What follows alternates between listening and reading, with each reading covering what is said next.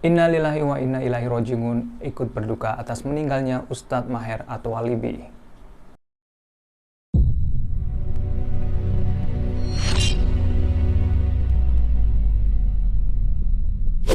Assalamualaikum warahmatullahi wabarakatuh. Selamat datang di channel dakwah populer, teman-teman. Nah, di video kali ini teman-teman kita akan menginformasikan atas meninggalnya Sony Ernata atau sering disebut atau sering dikenal dengan Ustadz Maher At-Thalibi. Nah, Ustadz Maher ini teman-teman telah berpulang ke rahmatullah.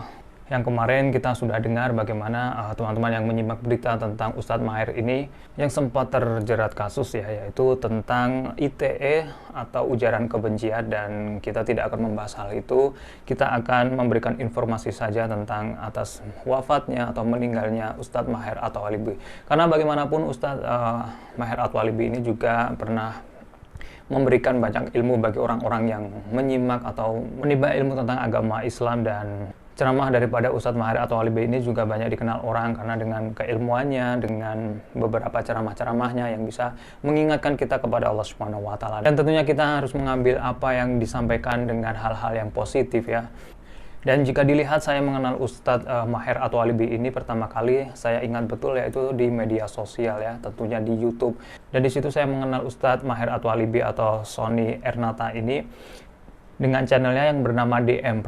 Dan teman-teman yang dulu juga menyimak beberapa kajian Ustadz Maher At-Thalibi ini, yang pertama kali yang mengingatkan saya kepada beliau yaitu channelnya yang berlambang DM, dakwah medsos ya, dakwah medsos. Sering diisi vlog atau tausiah atau kajian daripada Ustadz Maher At-Thalibi. Baru-baru ini channel tersebut berganti dengan nama channel Ustadz Maher At-Thalibi Official. Ini yang dulunya DM, dakwah medsos, menjadi Ustadz Maher At-Thalibi Official. Dan disitulah saya mengenal Ustadz Maher ini ya.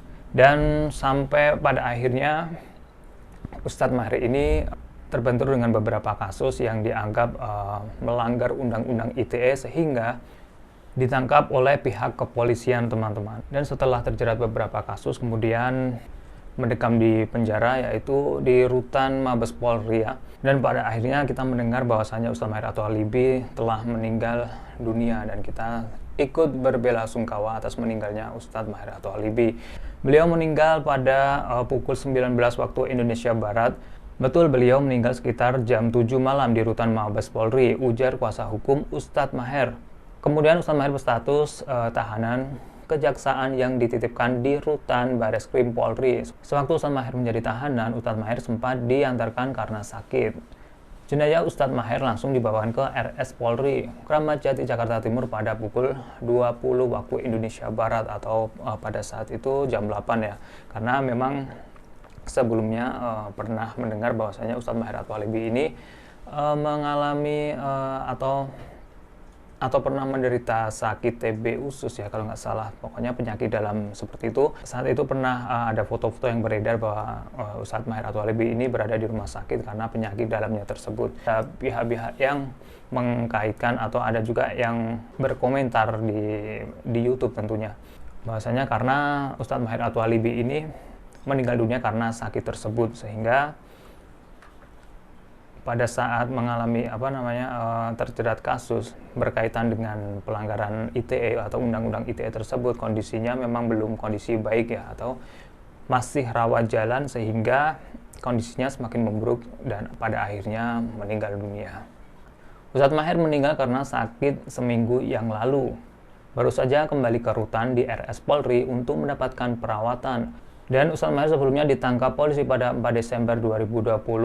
Dia kemudian menjadi tersangka kasus ujaran kebencian di media sosial. Nah, seperti apa yang sudah saya katakan tadi, teman-teman, bahwasanya memang Ustadz Maher At-Thalibi ini kondisinya memang tidak sedang fit, atau sudah ada beberapa indikasi ya sedang mengalami sakit dan kondisinya semakin memburuk ketika berada di tahanan. Kemudian ketika kondisinya semakin memburuk dan seharusnya ini adalah dirawat oleh pihak rumah sakit, karena memang ini penyakit yang serius ya, harus dirawat atau mungkin rawat jalan lah.